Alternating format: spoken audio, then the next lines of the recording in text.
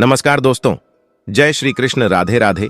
प्रिय दर्शकों, जो औरतें कपड़े खोलकर नहाती हैं उसके जीवन में इसका क्या असर पड़ता है। मित्रों, इस वीडियो में एक कहानी के जरिए आपको बताया जाएगा। साथ ही ये वीडियो आपको बहुत अच्छी जानकारी और सीख देकर के जाएगी। तो चलिए मित्रों, आपका कीमती समय बर्बाद ना करते हुए अब सीधे कहानी पर ही पहुंचते हैं। मित्रों, एक समय विष्णु भगवान लक्ष्मी माता के साथ हरिद्वार में घूम रहे थे। लक्ष्मी माता ने देखा कि समस्त मनुष्य गंगा में नहा नहाकर हर हर गंगे कहते चले जा रहे हैं। प्रिय दर्शकों, अगर आप यह कहानी सुन रहे हैं तो पूरा सुनिएगा, क्योंकि आधा अधूरा ज्ञान कभी किसी के लिए सही नहीं होता। इसके अलावा हे माता लक्ष्मी, जो भी भक्त इस वीडियो को लाइक करे और चैनल को सब्सक्राइब करके कमेंट में जय माता लक्ष्मी लिखे, उनके घर में धन की कभी कोई कमी न रहे, उनका घर हमेशा धन से भरा रहे।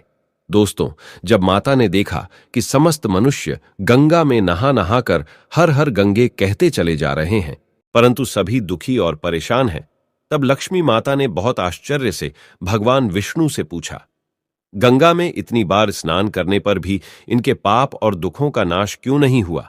क्या गंगा में अब सत्यता नहीं रही? भगवान विष्णु ने कहा, गंगा में तो वही सामर्थ्य है, परंतु इन लोगों ने पापनाशिनी गंगा में स्नान ही नहीं किया है, फिर इन्हें लाभ कैसे हो? लक्ष्मी जी ने आश्चर्य से कहा कि स्नान कैसे नहीं किया? सभी तो नहाकर जा रहे हैं, अभी तक इनके शरीर भी नहीं सूखे हैं। भगवान विष्णु ने कहा, ये लोग तो केवल जल में डुबकी लगाकर आ रहे हैं, तुम्हें कल इसका रहस्य समझाऊंगा। दूसरे दिन बहुत जोर की बरसात होने लगी, गलियां कीचड़ से भर गई। एक चौड़े रास्ते में एक गहरा गड्ढा था, चारों ओर कीचड़ भर रहा था, और भगवान विष्णु ने लीला से वृद्ध रूप धारण कर लिया और विवश की तरह गड्ढा में जाकर ऐसे पर गए जैसे कोई मनुष्य चलता चलता गड्ढे में गिर पड़ा हो और निकलने की चेष्टा करने पर भी ना निकल पा रहा हो। लक्ष्मी जी को उन्होंने यह समझाकर गड्ढे के पास बैठा दिया कि देखो, तुम लोगों को सुना सुनाकर यूं पुकारती रहो कि मेरे वृद्ध पति अकस्मात गड्ढे में गिर पड़े हैं, कोई पुण्य आत्मा इन्हें निकालकर इनके प्राण बचाए और हम असहाय की सहायता करें। और भगवान विष्णु ने यह भी समझा दिया कि जब कोई गड्ढे में से मुझे निकालने को तैयार हो, तब इतना और कह देना कि मेरे पति सर्वथा निष्पाप है, इन्हें वहीं छुए जो खुद भी निष्पाप हो। यदि आप निष्पाप हैं तो इनके हाथ लगाइए, नहीं तो हाथ लगाते ही आप भस्म हो जाएंगे। लक्ष्मी जी तथास्तु कहकर गड्ढे के किनारे बैठ गई और आने जाने वालों को सुना सुनाकर भगवान विष्णु जी की सिखाई हुई बात कहने लगी। गंगा में नहाकर लोगों के दल आ रहे हैं, और सुंदर युवती को यूं बैठी देखकर कईयों के मन में पाप और कईयों को कुछ धर्म का भय हुआ। कई कानून से डरे और कुछ लोगों ने तो लक्ष्मी जी को यह भी सुना दिया कि मरने दे बुढ़े को, क्यों उसके लिए रोती है। और कुछ दयालु चरित्रवान पुरुष थे, उन्होंने उस युवती के पति को निकालना चाहा, परंतु लक्ष्मी जी के वचन सुनकर वे भी रुक गए। उन्होंने सोचा कि हम गंगा में नहाकर आए हैं तो क्या हुआ, पापी तो है ही, कहीं सहायता करते समय हम भस्म ना हो जाएं। इस स्त्री के कथन के अनुसार हम खुद भस्म ना हो जाएं। किसी का साहस नहीं हुआ। सैकड़ों आए, सैकड़ों ने पूछा और चले गए। संध्या हो चली, तब भगवान विष्णु ने माता लक्ष्मी से कहा, देखा, आया कोई सच्चे हृदय से गंगा में नहाने वाला। तब थोड़ी देर बाद एक जवान हाथ में लौटा लिए हर हर गंगे करता हुआ निकला। लक्ष्मी जी ने उसे भी वही बात कही। युवक का हृदय करुणा से भर आया, उसने भगवान विष्णु को निकालने की तैयारी की। लक्ष्मी जी ने रोककर कहा कि भाई, यदि तुम सर्वथा निष्पाप नहीं होंगे तो मेरे पति को छूते ही जल जाओगे। उसने उसी समय बिना किसी संकोच के दृढ़ निश्चय के साथ लक्ष्मी जी से कहा कि माता, मेरे निष्पाप होने में तुझे संदेह क्यों होता है?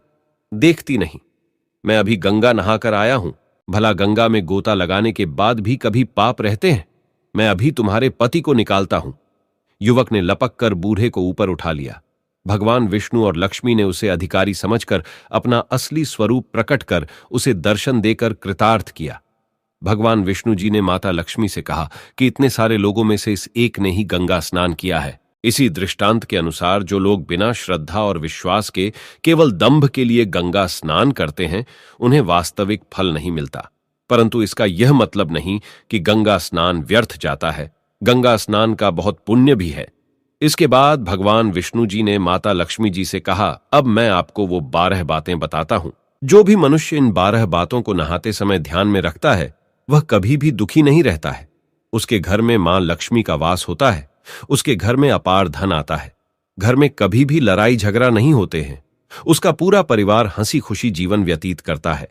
तब माता लक्ष्मी ने कहा, हे भगवान, आप हमें यह 12 बातें बताइए। इसके बाद भगवान विष्णु उन बातों को बताना शुरू कर देते हैं और माता लक्ष्मी बहुत ध्यान से सुनने लगती है। दोस्तों, ये 12 बातें आप लोग भी बिल्कुल ध्यान से सुनना।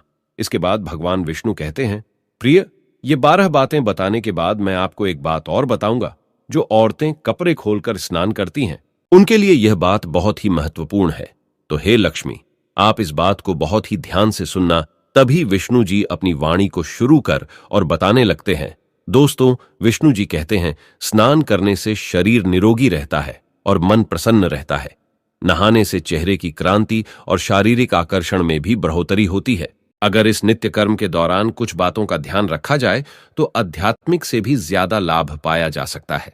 नहाने के क्रम में इन बातों का ख्याल जरूर रखा जाना चाहिए। नंबर 1, स्नान करने के बाद शुद्ध होकर पूजा पाठ आदि सारे काम करने के योग्य बनते हैं, इसलिए सुबह को ही स्नान कर लेना चाहिए। नंबर 2, शास्त्रों में कहा गया है कि स्नान करने से इन 10 गुणों की प्राप्ति होती है: रूप, तेज, बाल पवित्रता, आयु, आरोग्य, निर्लोकता, तब और मेधा। नंबर 3, धन, पुष्टि व आरोग्य और स्वास्थ्य चाहने वालों को हर मौसम में और हर दिन स्नान करना चाहिए। नंबर 4, शास्त्रों में कहा गया है कि सुबह स्नान करने से पाप का नाश होता है और पुण्य मिलता है। ऐसा कहा गया है कि सुबह नहाने वालों के पास नकारात्मक शक्तियां नहीं भटकती, इसीलिए सुबह स्नान करना ही उचित है।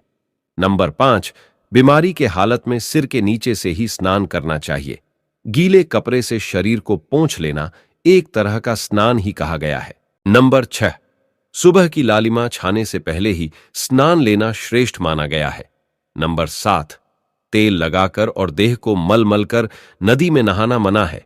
इसकी जगह नदी से बाहर निकलकर तट पर ही शरीर साफ करके तब नदी में डुबकी लगाना उचित है।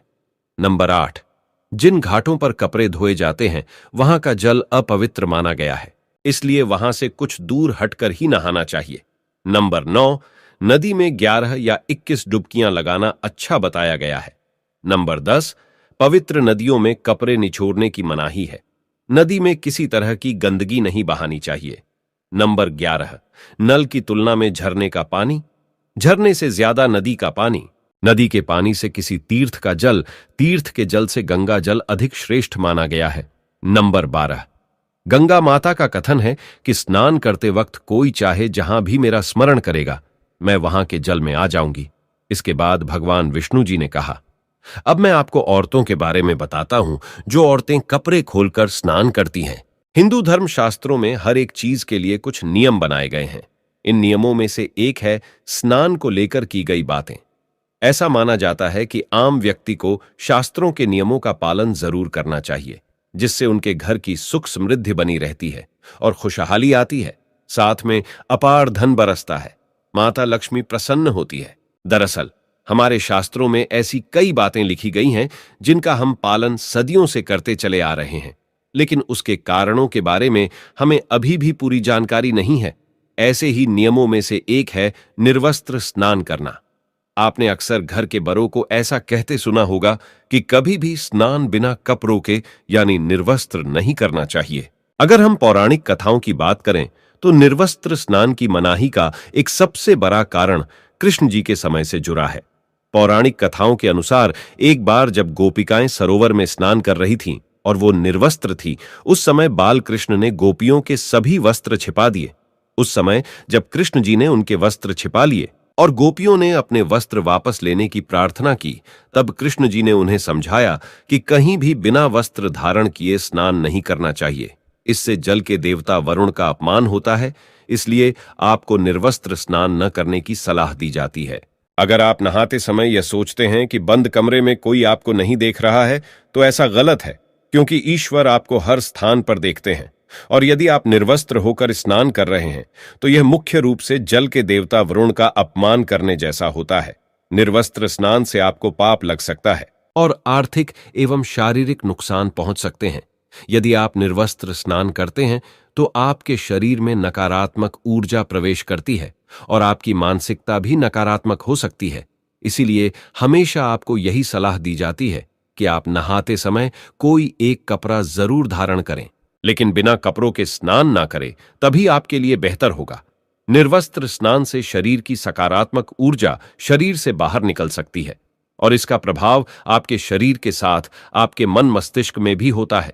गरुड़ पुराण के अनुसार जब आप स्नान करते हैं तब आपके पितृ यानी मृत पूर्वज आपके आसपास मौजूद होते हैं। यदि आप निर्वस्त्र स्नान करते हैं तो आपको पितृदोष लग सकता है। ऐसे स्नान करने से आपके पितरों को तृप्ति नहीं मिलती है और ये घर में पितृदोष का कारण बन सकता है और ये वस्त्रों से गिरने वाले जल को ग्रहण करते हैं जिनसे उनकी तृप्ति होती है। निर्वस्त्र स्नान करने से पितृ अतिरिक्त नाराज होते हैं जिनसे व्यक्ति का तेज, बल, धन और सुख नष्ट होता है। इसलिए कभी भी निर्वस्त्र होकर स्नान नहीं करना चाहिए। पुराणों के अनुसार नहाने वाला पानी पूर्वजों के हिस्से में जाता है और निर्वस्त्र होकर नहाने से इसे पितरों के समक्ष बिना कपड़ों के नहाना माना जाता है। शास्त्रों में ऐसी मान्यता है कि यदि कोई निर्वस्त्र स्नान करता है तो माता लक्ष्मी उससे रूठ सकती है। इससे आपकी कुंडली में धन हानि के योग बन सकते हैं और आपकी आर्थिक स्थिति खराब हो सकती है। इन्हीं कारणों से आपको निर्वस्त्र स्नान न करने की सलाह दी जाती है और शास्त्रों में भी इस बात की मनाही है। तो प्रिय मित्रों, कैसी लगी आपको ये जानकारी? अगर जानकारी अच्छी लगी है, पसंद आई है तो कमेंट बॉक्स में जरूर बताना और हो सके तो अपने मित्रों को भी शेयर करना और हमारे चैनल को सब्सक्राइब अवश्य करना। और दोस्तों, सच्ची श्रद्धा से कमेंट में जरूर लिखे जय श्री राम, जय हनुमान, साथ ही देवों के देव हर हर महादेव सदैव आप पर अपनी कृपा बनाए रखे। प्रिय मित्रों, वीडियो को अंत तक देखने के लिए धन्यवाद।